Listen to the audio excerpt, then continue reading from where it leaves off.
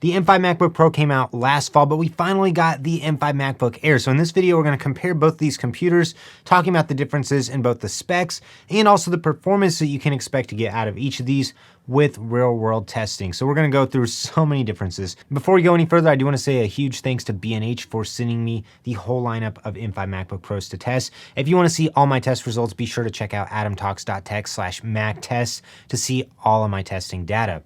The MacBook Air and the MacBook Pro now both have the M5 chip, but if you get the MacBook Pro, it comes with a slightly upgraded one that has 10 GPU cores versus the 8 GPU cores you get with the stock M5 MacBook Air chip. With the MacBook Air though, if you upgrade it to get the 24GB of RAM version or a larger SSD on it, then you get the 10 core GPU on it for free though. Both of these computers are the smaller size of them, and you can get the MacBook Air in either a 15-inch or 13-inch size.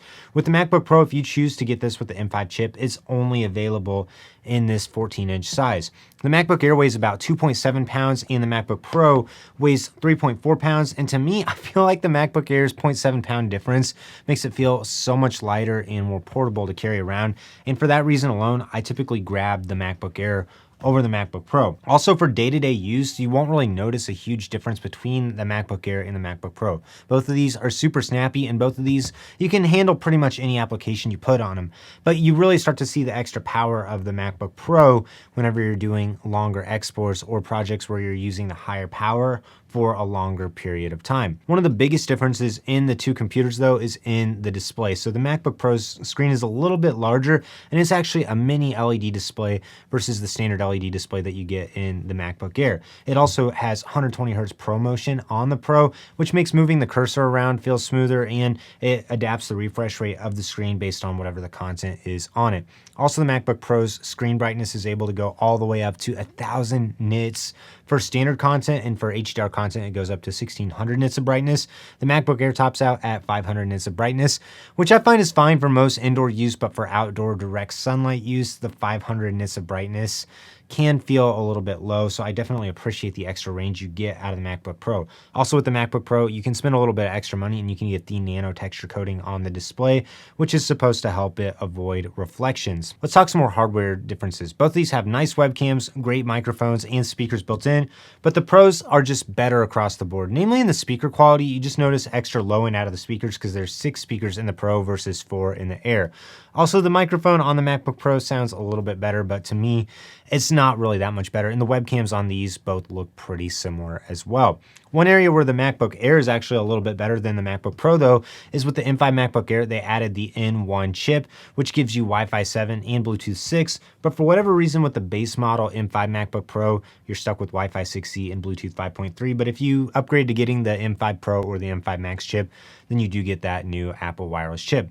Both of these do have Thunderbolt 4 ports. With the MacBook Air, you get 2 Thunderbolt 4 ports on the left side. You also get the MagSafe for charging it, or you can always charge it through the Thunderbolt ports as well. Then there's a headphone jack on the right side. But on the MacBook Pro, you get an additional Thunderbolt 4 port, an SD card reader, and an HDMI port on the right side, and it's really nice to have those extra ports on the MacBook Pro. Thunderbolt 4 ports are still great. You can keep external displays and charge through those, as well as tons of fast external SSDs. If you want Thunderbolt 5 ports, you have to get at least the M5 Pro or the M5 Max chip, which is a little disappointing, and I wish the M5 MacBook Pro had Thunderbolt 5 on it. Next, let's talk the RAM and the SSD speeds. With the MacBook Air, I was clocking between 5,500 to 6,500 megabytes a second on the read and the write. I was hitting about 6,500 megabytes a second on the MacBook Pro, but I have the older 512 gigabyte version of the M5 MacBook Pro. Recently, Apple changed the configurations, and now with the MacBook Pro, you actually get this with 1 terabyte as the starting SSD capacity from the factory, which is really nice. And with my 1 terabyte M5 Pro and M5 Max MacBook Pros,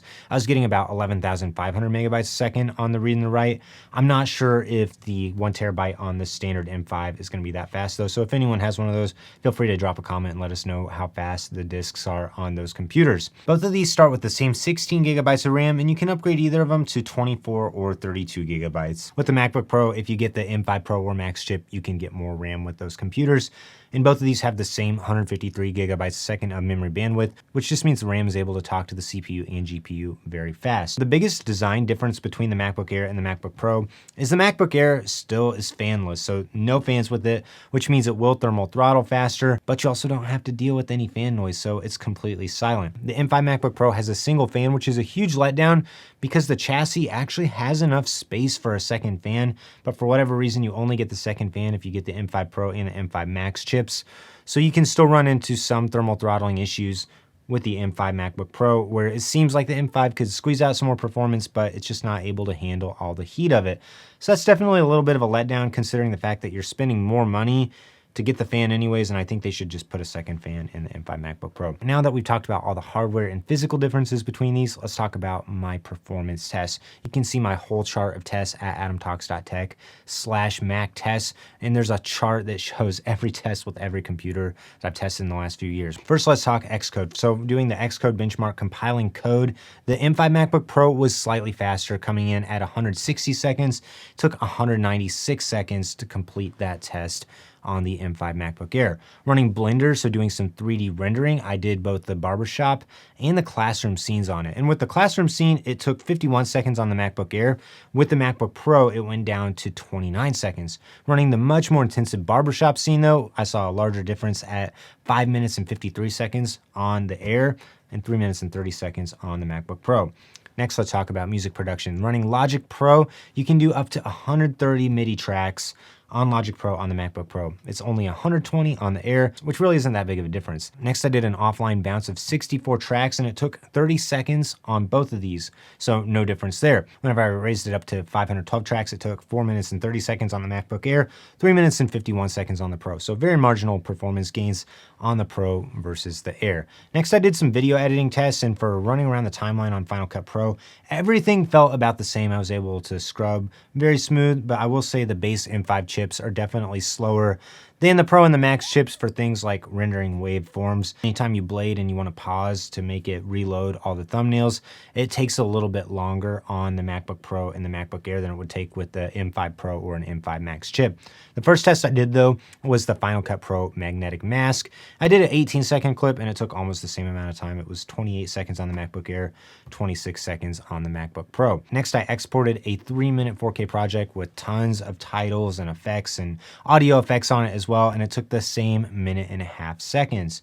But I decided to do a more intensive 30-minute export, and it took 15 minutes and 30 seconds on the M5 MacBook Air, 14 minutes and 53 seconds on the Pro. So the fan did speed up the MacBook Pro a little bit, although I do think that it still ran into some thermal throttling as well because it wasn't crazy fast. So the MacBook Pro was definitely a little bit faster, but not as much as I would have liked to see.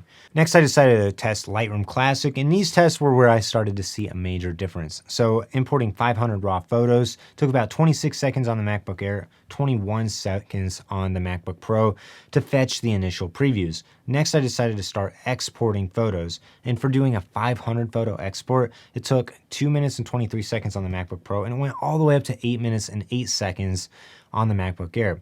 But doing a 200 photo export, the times were quite a bit closer. It took 2 minutes and 8 seconds on the MacBook Air, and it was down to 59 seconds on the MacBook Pro. So you can totally get away with the MacBook Air as long as you're not doing a ton of photo exports at the same time. And I did find both of them felt like they performed about the same for just adjusting exposure and effects on Lightroom, cropping and other things like that. They were both more than usable. Next, I decided to do some local AI testing on both of these computers. And the first software I used was Diffusion B to generate a cat working on a laptop and eating nachos on the side. It took 16.24 seconds.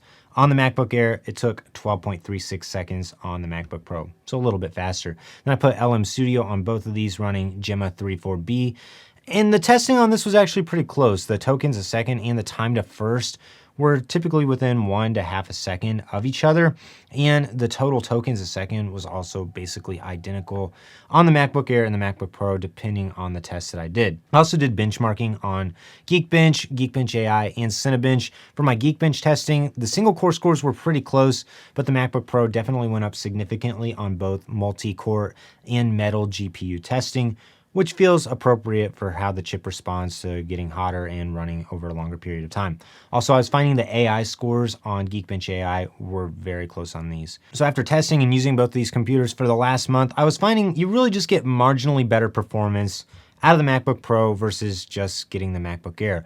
Really, from all the tests that I ran, I found you need to go up to the M5 Pro or the M5 Max chip to really notice a huge difference from the M5 MacBook Air and actually getting a MacBook Pro model. So to me, if you want to get the base M5 model MacBook Pro, you're really paying to get the extra Thunderbolt port, the better display, the slightly improved speeds across the board, and just for the other subtle quality of life improvements like the better speakers. So is it really worth the extra $400 to get the MacBook Pro instead of the MacBook Air? I would say the MacBook Air is for you if you're looking for the lighter computer that can still handle pretty much any task, although it will run into thermal throttling faster. So if you're not doing tons of video exports all day long, or compiling code all day long, or trying to render tons of graphics using Blender, then I think the MacBook Air is a really great deal. I find the screen on it is just fine, and for me personally, I mostly use this as a secondary and backup laptop. But if you're gonna be staring at the screen all day long, and if you wanna use this computer all day long doing more intensive tasks, then I think you at least need to consider buying the MacBook Pro,